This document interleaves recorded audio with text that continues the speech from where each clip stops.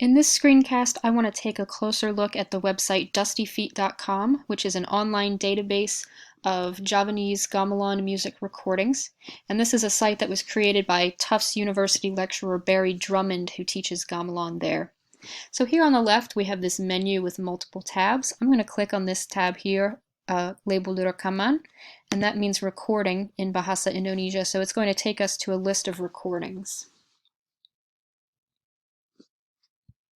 So here you can search by instrument type, you can search by some genres, and you can also search by the location or the institution where the recording was made.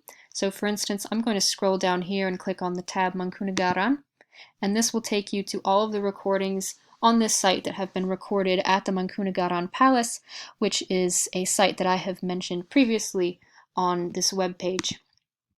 Another option for searching DustyFeet.com is to search by patet. And patet in Indonesian is the musical mode of a piece.